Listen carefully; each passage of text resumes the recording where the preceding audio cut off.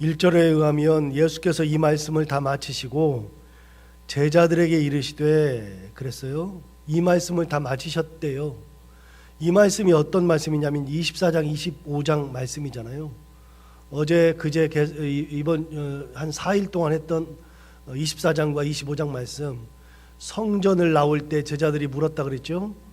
너무나 환상적으로 아름답고 웅장하니까 이 성전을 보여주려고 그랬더니 야 이거 곧 무너진다 그랬더니 제자들이 이게 무너진다, 이게 이렇게 잘 있는데 왜 무너진다고 말씀하실까라는 생각을 해서 감람산에서 예수님한테 나와서 도대체 그러면 무너지면 그때가 언제이며 무슨 징조가 있습니까? 라고 물어봤죠. 그랬더니 예수님께서 여러 이야기를 하시면서 결정적인 얘기는 뭐냐면 그거를 언제 무너질지는 모르진다. 나도 모르고 천사도 모른다. 다 모르고 아버지만 아시는데 그게 중요한 게 아니라 뭐 이런 소문도 나고 저런 소문도 나고 난리도 나고 여러 지진도 나오고 많이 있는데 그런 것들이 일어날 때 세상의 끝이라고 생각하면 안 된다. 그거는 끝의 시작이다라고 얘기하셨죠. 그러니까 그런 것들이 끝이 아니에요. 그래서 가끔 해석하시는 분들이 성경을 가지고서 뭐 이렇게 해석하시는 분들이 세대주의자들이 되게 그러시는데 그런 경우를 보고 나서 이 세상은 종말이다 뭐 이렇게 얘기하는데 아니요, 종말인지 아닌지 아직 몰라요. 시작에 불과해요. 어쨌든지 간에 그런 얘기를 하시면서 뭐라 그러냐면 깨어 있으라, 준비하고 있으라, 이 두 가지 말씀하셨다 그랬잖아요. 깨어 있으라, 준비하고 있으라, 이게 뭐라고요? 종말신앙. 그래서 깨어 있으라, 준비하고 있으라라고 하는 것을 이야기하면서 무슨 얘기를 했느냐면 열처녀의 얘기를 했다 그랬죠. 열처녀 얘기가 뭐예요? 준비하고 있는 자가 신랑을 맞이하는 거죠. 어떤 상황 속에서 준비하고 있어야지 신랑을 맞는 거예요. 그래서 그게 천국에 대해서 이야기하는 것 같지만 물론 천국에 대해서는 이야기하는 거지만 그 말씀 속에서 이루어지는 거거든요. 천국은 깨어있는 자가 가는 거다. 준비하는 자가 가는 거다. 그 말씀하셨어요.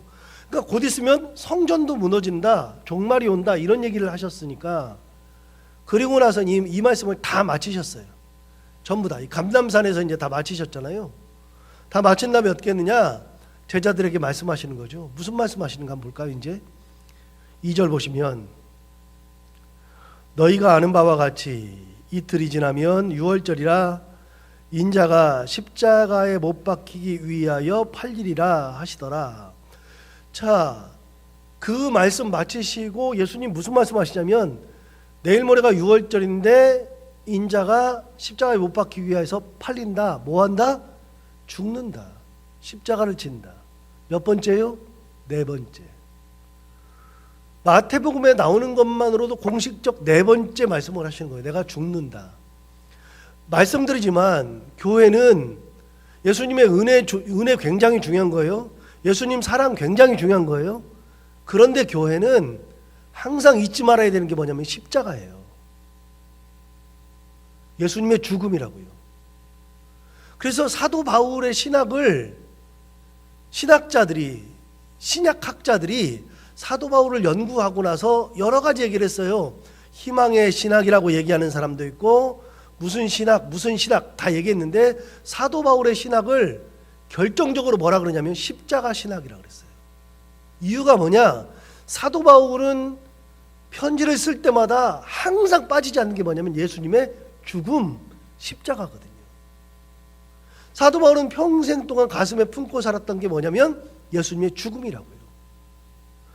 영광만 생각하면 안 되고요. 은혜만 생각하면 안 되고요. 사랑만 생각하면 안 되고요. 다 좋아요. 다 좋은데 진짜 잊지 말아야 되는 것은 뭐냐면 예수님의 십자가 사건이에요. 주님께서 죽으셨다. 우리를 위해서 죽으셨다. 우리를 살리셨다라고 하는 것이 교회의 뿌리라고요. 이것 때문에 오신 거예요. 이것 때문에. 그래서 교회가 이걸 잊으면 안 되니까 교회는 항상 어떤 마음을 가지고 사냐면 주님이 우리를 위해서 십자가에서 돌아가신 것처럼 우리도 주님을 위해서 뭐 해야 된다? 죽어야 된다. 교회는 살리는 공동체인데 동시에 무슨 공동체냐면 죽는 공동체라고요. 교회가 죽는 공동체가 되어야 온전한 공동체가 되는 거예요. 이 공동체가 안 되면, 사는 공동체가 되면 교회는 온전한 공동체라고 말할 수 없어요. 예수 그리스도를 믿는 사람들은 항상 가슴에 뭘 품고 사냐면 예수님의 죽음, 십자가. 그러니 우리가 이 세상 살면서 영광 보려고 너무 많이 노력하지 말아요. 영광 같은 거 너무 많이 봐봐야 별로 의미 없어요. 영광 그거 다 지나가요. 마지막에 남는 거, 여러분 보세요. 우리가 하나님 앞에 갈 때, 우리가 죽음 앞에 섰을 때, 우리가 죽을 때에 영광을 가지고 우리가 천국 가는 게 아니잖아요. 우리가 죽음 앞에 서서 하나님 앞에 갈 때에는 뭘 가지고 가냐면 십자가 들고 가는 거예요. 예수님의 구원을 들고 가는 거죠. 예수님의 죽음을 들고 가는 거지. 영광 들고 우리가 이 땅에 살면서 누렸던 영광이나 가졌던 것들이나 이루었던 것들이나 이런 걸 가지고서 우리가 주님 앞에 가는 게 아니고요. 딱 하나만 들고 가요. 그게 뭐냐? 십자가예요. 주님의 십자가가 없으면 안 돼요. 그러니까 영광에 너무 목맬 필요가 없어요. 뭐 영광, 뭐 엄청나게 뭐 많이 하고 뭐 엄청나게 번성하고 그런 거 많이 생각하는데 아니요. 그런 거보다도 더 중요한 거, 뿌리는 뭐냐면 십자가예요. 예수님 말씀하시죠. 마지막 순간에 되었을 때 보세요. 지금 제자들을 모아놓고서 이런 말씀을 다 하신 다음에 마지막에 이런 얘기 안 하셨어요? 내가 지금까지 했던 영광을 보라. 사람들이 나를 따라다녔던 걸 보아라. 내가 병 고치는 것을 보아라. 내가 귀신을 쫓아냈고, 이런 소리 한마디 안 하시죠. 마지막 순간에 하시는 말씀이 뭐예요? 십자가에 달려 죽는 얘기 하시는 거잖아요. 이게 굉장히 중요한 거예요. 교회는 이걸 잊어버리면 안 돼요. 성도들도 거룩한 물이라 그러면 성도들도 이걸 기억해야 돼요. 사도 바울이 이거를 기억하면서 평생을 살았어요.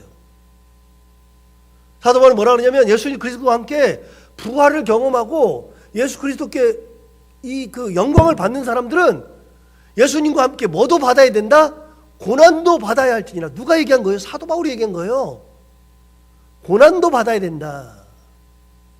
항상 그걸 염두에 둬야죠. 예수님은 그거를 계속해서 얘기하는 거예요. 다만 제자들이 그거를 머릿속에 넣고 살질 않아요. 제자들은 몰라요. 언제 알아요? 성령 받고 사도행전에 가서야 제자들이 예수님의 하신 말씀을 다 통째로 이해해요. 성령이 임했을 때 통째로 다 임하는 거예요. 그러니 설교를 아무리 해도 성경을 아무리 봐도 이게 가슴에 부딪히지 않는 거는요, 성령께서 역사하시지 않으면 부딪히지 않아. 이게 내 안에서 성령의 역사해야 십자가가 진짜 커져요. 십자가가 주님을 위해서 죽겠다는 각오를 하게 되는 거고, 성령이 임하셔야 된다고. 성령이. 그거는 사도행전 가서 이야기하는 걸로 하고, 자 6절로 넘어가요. 예수께서 베다니 나병 환자 시몬의 집에 계실 때에 한 여자가 매우 귀한 향유 한 옥합을 가지고 나와서 식사하시는 예수의 머리에 부으니 제자들이 보고 분개하여 이르되 무슨 의도로 이것을 허비하느냐? 이것을 비싼 값에 팔아 가난한 자들에게 줄 수 있었겠도다. 이렇게 얘기했죠. 베다니 나병 환자 시몬의 집에 계셨다는 겁니다. 다른 성경은 나병 환자 시몬의 집이 아니라 마리아의 집에 있었던 걸로 기록하기도 하는데, 어쨌든 베다니 계실 때 얘기입니다. 자, 저를 잠시 볼까요? 지난번에도 얘기했는데 베다니가 어디냐면 예루살렘이 이렇게 있으면 예루살렘의 동쪽, 해 뜨는 동쪽을 예루살렘에 봐서 예루살렘 그 성 안에서 동쪽을 딱 보면 산이 있어요. 산이. 그게 감람산이라 그랬죠. 그래서 예루살렘 그 산에서 이 그 성전은 무슨 산에 세워졌냐면 모리아산에 세워진 거잖아요. 이삭을 드렸던 모리아산. 이 모리아산을 둘러싸고 있는 것이 예루살렘이라고요. 성이라고요. 예루살렘 성에서 동쪽을 보면 감람산이 이렇게 있는데 산과 산 사이니까 계곡이 흘러가죠. 그래서 산을 내려갔다가 산으로 올라가면 이게 감람산이에요. 직선거리로 1km도 되지 않는다 그랬죠. 그래서 이렇게 내려갔다 올라오면 이 감람산인데 그 꼭대기를 넘어가면, 동쪽 끝을 넘어가면 그 동네가 베다니예요. 베다니에서는 예루살렘이 보이지 않아요. 그런데 이 감람산 꼭대기를 지나가면 여기가 바로 베다니예요. 성경에는 또 뭐라고 나오냐면 벳바게라는 용어는 여기저기서 나오는데 사도행전 1장에 감람산 벳바게라고 나와요. 벳바게하고 베다니는 같은 말이에요. 같은 동네 얘기예요. 뭐 약간 다르긴 하지만 그냥 같은 거예요. 쉽게 말하면 이건 뭐와 같냐면 십계명을 받은 산이 시내산인데 다른 산으로 뭐라 그래요? 호렙산이라 그래요. 시내산과 호렙산을 같다 그래요. 뭐 모세가 죽은 산도 느보산이라고 하기도 하지만 또 뭐라 그래요? 비스가산이라 그래요. 비스가산. 아무튼 이런 것들이 있어요. 비슷한 용어들이 있어요. 물론 따져 들어가면 약간은 달라요. 그 동네가 그 동네 아니에요. 그런데 그 동네를 같이 써요. 베다니, 벳바게. 자, 베다니 갔는데 거기 문둥병 환자가 있었는데 예수님이 어디 들어가 계세요? 자, 어디 들어가 계세요? 6절 봐봐요. 예수께서 베다니 나병 환자 시몬의 집에 계셨다.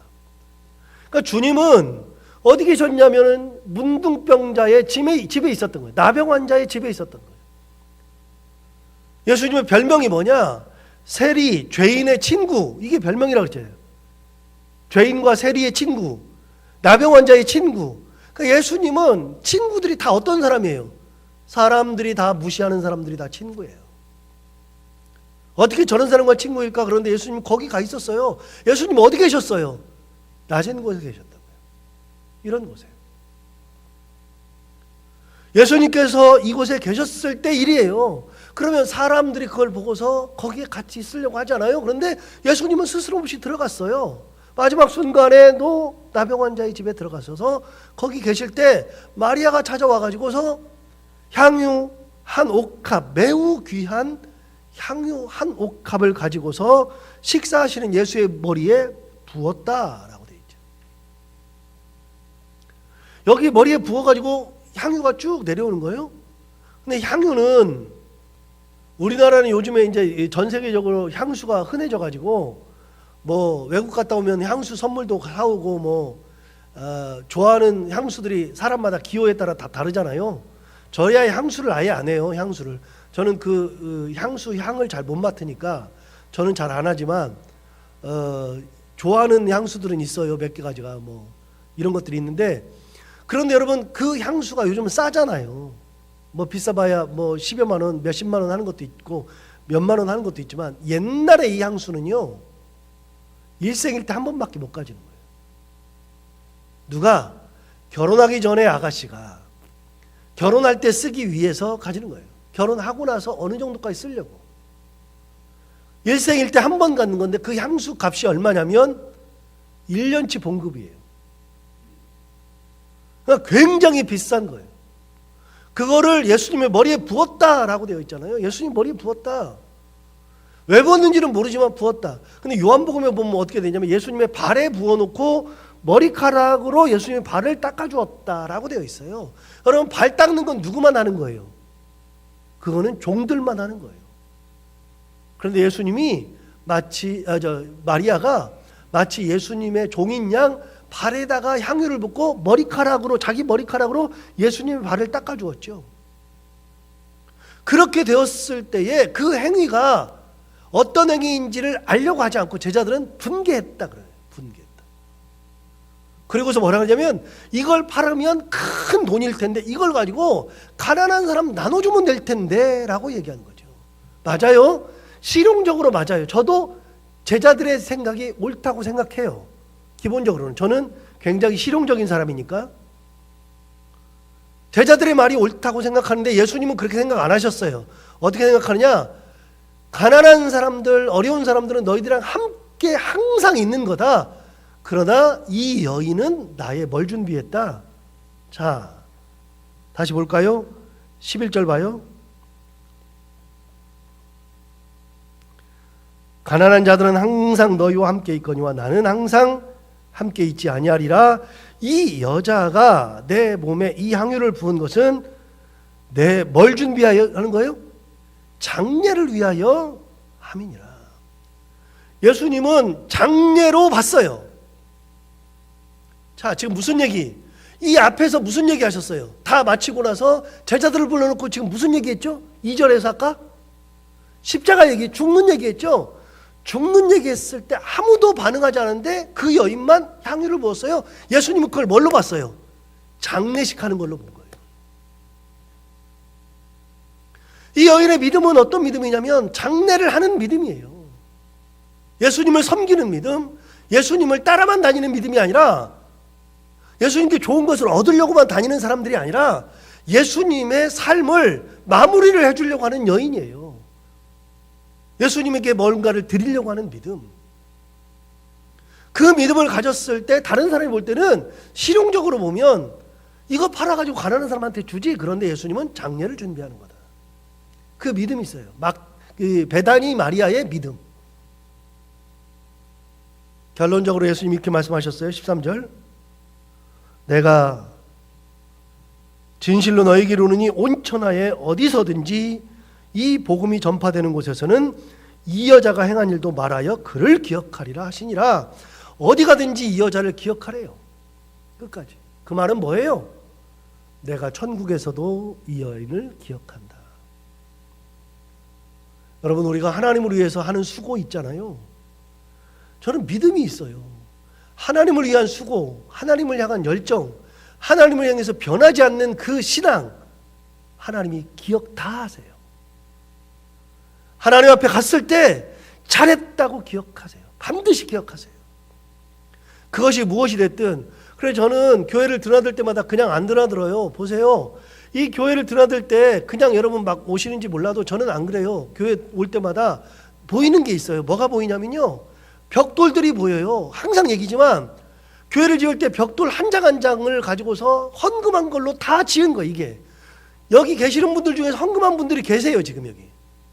저는 벽돌 지을 때 헌금 안 했지만, 이거 쌓을 때 헌금 안 했지만 헌금하신 분들이 다 있다고요.